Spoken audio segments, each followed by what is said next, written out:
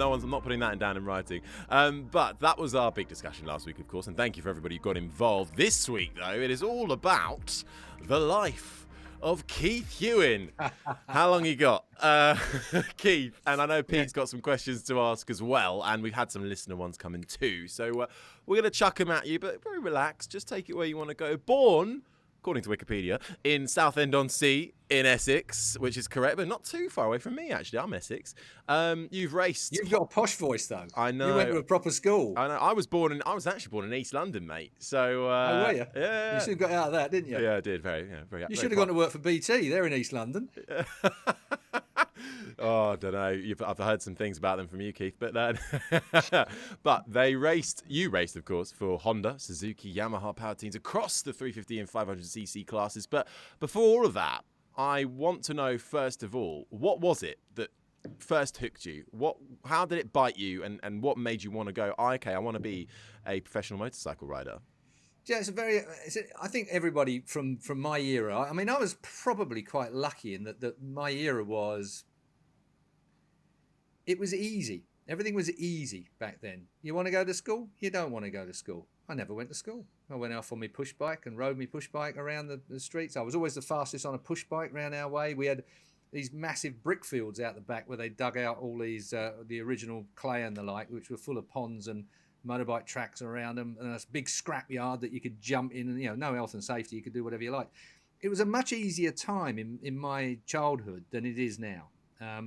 I'm quite pleased that I had my childhood when I had it, and it gave opportunities. It also cut opportunities off later in life because you hadn't made up that social network that you should have been concentrating on. You weren't politically correct. You weren't able to put the business side of things together. I could have done with a bit of an education rather than just one from life. Ronnie Haslam's another good example of that. I mean, Rocket was someone who came through just because he had a love of motorcycles. For me, it was push bikes first when I was a youngster. My uncle was a speedway rider. My mum's brother was a speedway rider. So from 5 years old onwards, I'd be at shale tracks everywhere, all over the country, from Exeter to Sheffield and the like.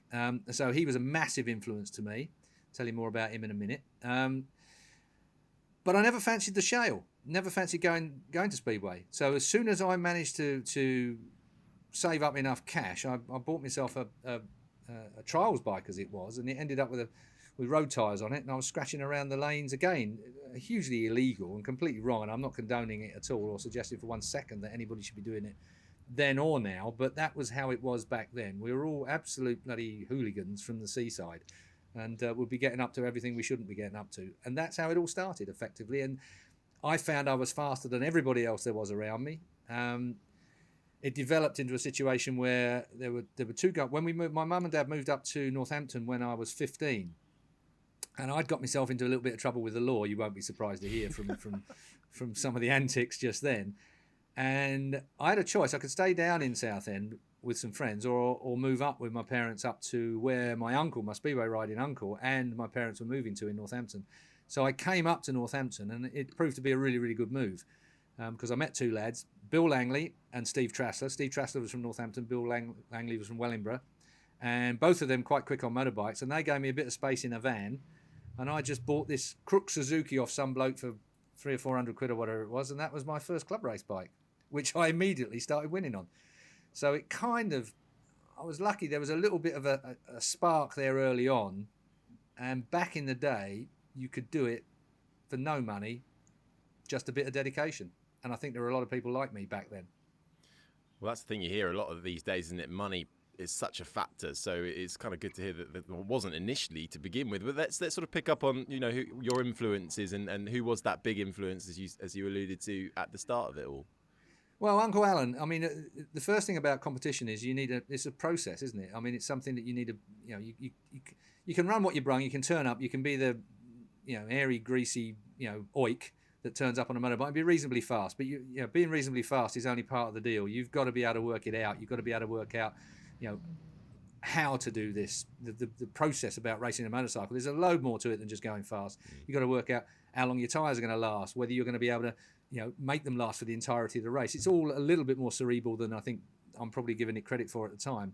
And of course, Uncle Alan was a pretty good speedway rider at the time, And I could see what he and his team were doing in a very raw sense of racing, because Speedway is raw. And so that was the spark, really, for me, the competition side of it. I was always competitive. I always wanted to win everything anyway. It wouldn't matter what it was, tiddlywinks or racing motorbikes. I have to win. And it's still like it now. It's ridiculous.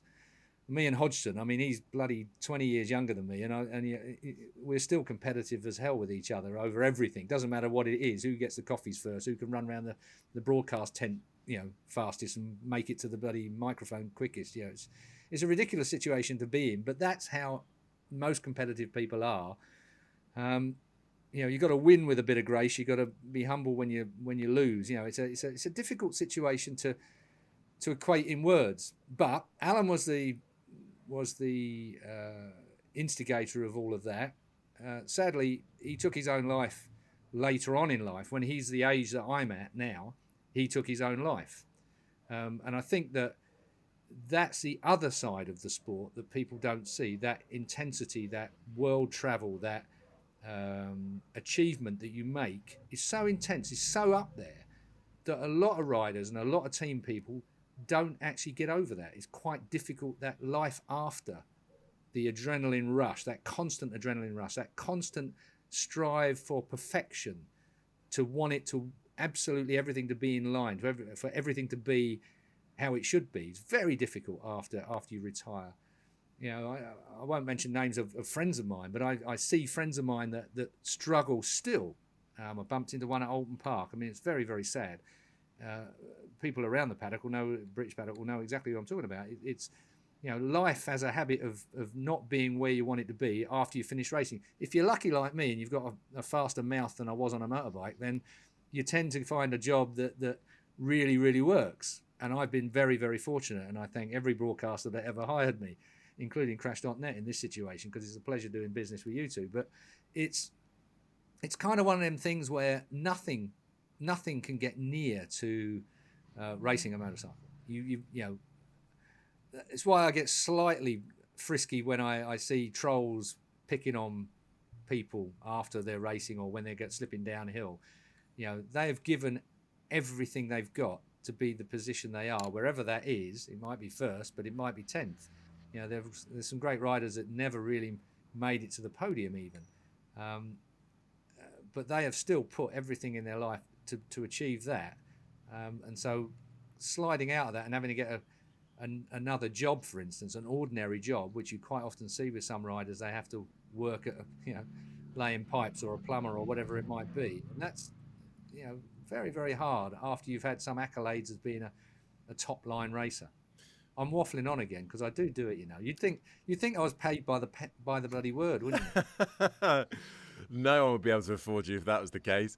But it really that is fascinating, though. It is, because you don't hear about that side at all enough. I think it's becoming more and more talked about in the modern day. But especially, I don't think people understand the sheer ferocity of how often that occurred. Especially back in your day when it was first. Well, not when you were first starting out and seeing the people in front of you. Well, I think mental health has been there all the time. It's just that nowadays it's more upfront. Yeah. Everybody understands mental health. I mean, it's my only advice to anybody in that, and I've suffered from it as well. It's not like I've not had mental health issues as well. I think we all have. I mean, you wouldn't have had a life if you haven't had a little bit of mental difficulty here and there. And it's how you deal with it now in modern times. I think it's spoken about a lot more. Encouragement to reach out to somebody that might be able to help. I didn't and couldn't, and my uncle clearly couldn't either. Because I was devastated when he did what he did. But it is what it is. I don't know whether this is amusing or absolutely horrendous, but I'll share it with you anyway. I mean, my dad who was notorious, he's dead now as well, but he was notorious. He died of natural causes, by the way. My dad was a notorious comedian when it came to certain things. And on the death of my uncle, he said to me, well, he always wanted to be taller.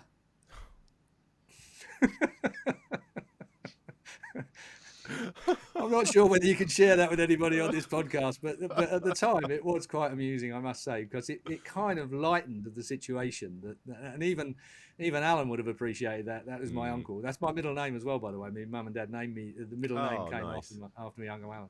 So it's I think if you have an issue or you feel like you're heading in that direction, you reach out, you talk about it, and at least you give yourself a chance to sort of bring it back into line and get a bit of perspective. Life is actually good. Life is really good, difficult and easy, whichever side of things you are. I mean, it's there for you to get over. It's there for a reason. I love the roller coaster that's life in general, and racing.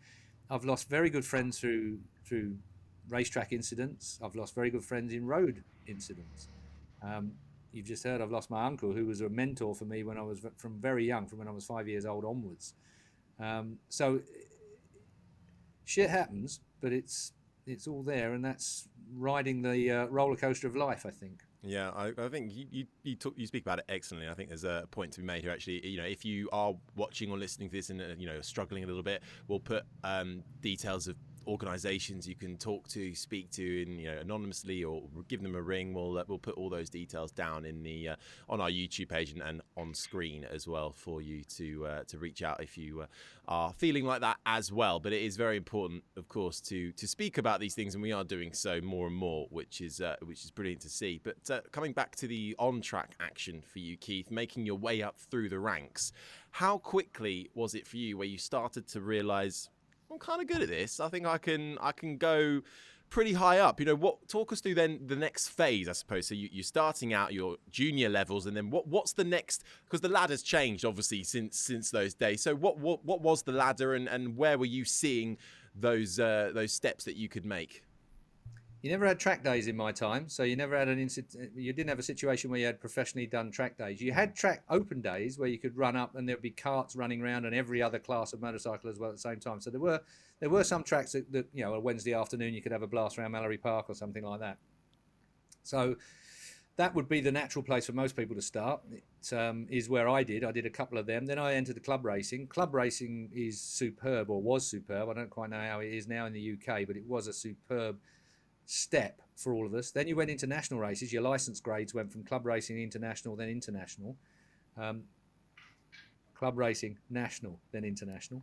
And then Grand Prix licensing. That's how it works. So I went from club racing to international in about a year. It just, for me, I got on a motorbike and was fast.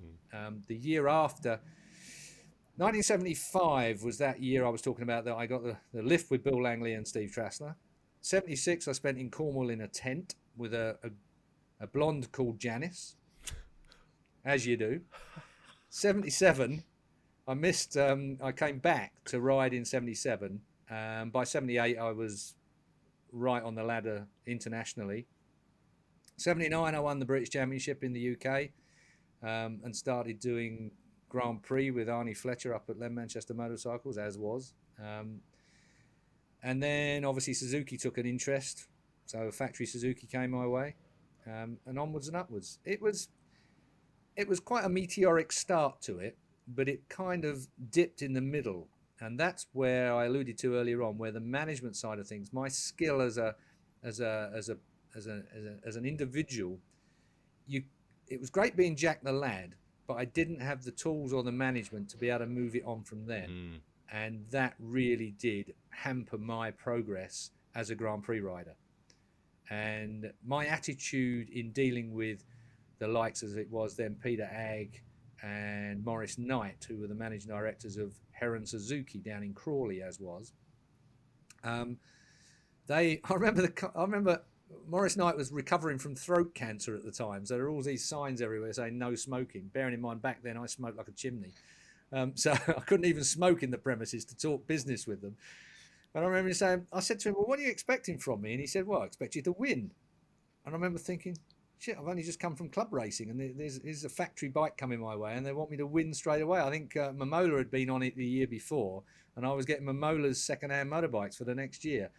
Bearing in mind, he had factory contracts with Michelin, and we couldn't. We could only have a Dunlop contract, it didn't work, let's put it that way, in that year. But it was a muddle. You muddled through in my day. You don't do that now. There's strategy behind everything now.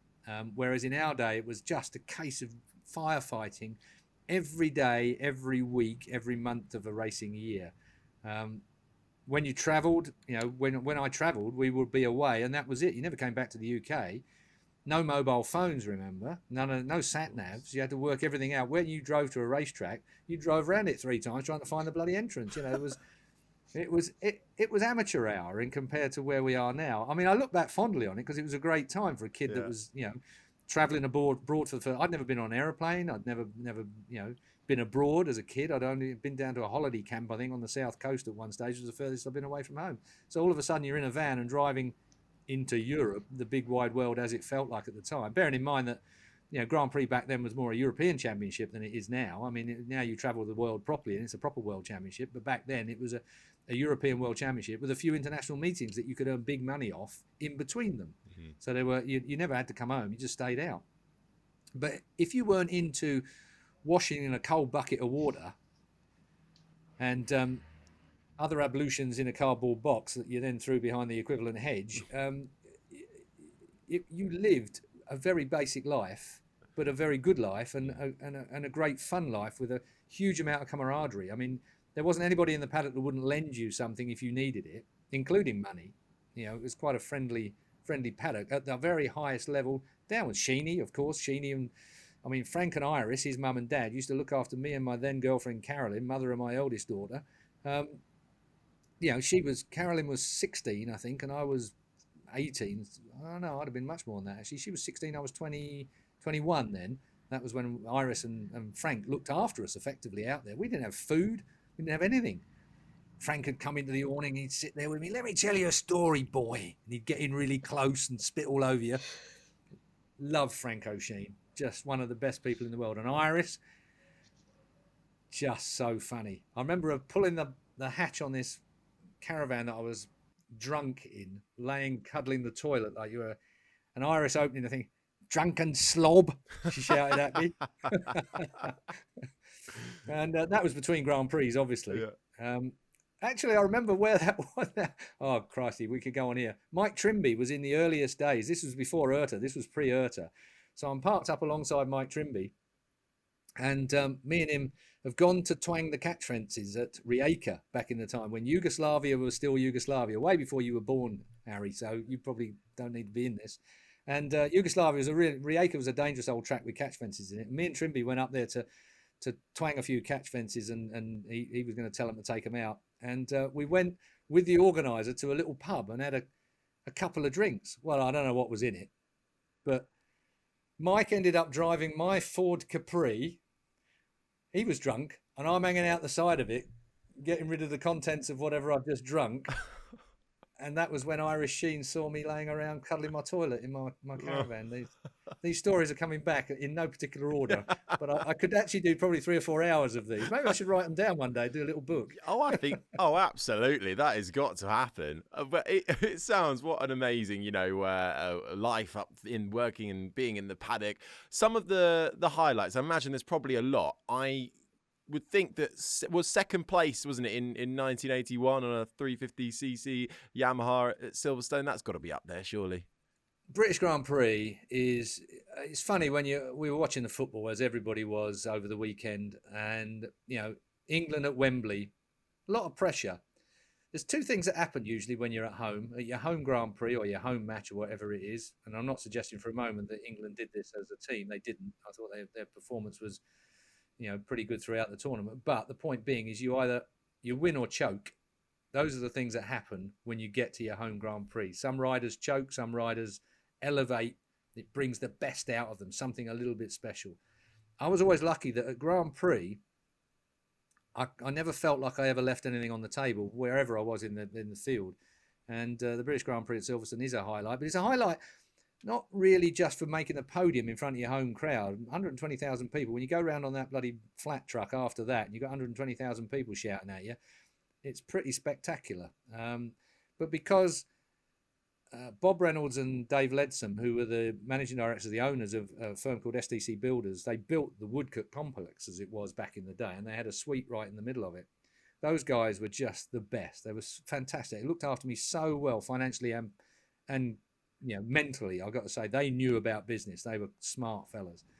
And God rest the pair of them. The other one, Bob only died a couple of months ago. Sorry, so we only lost Bob just recently.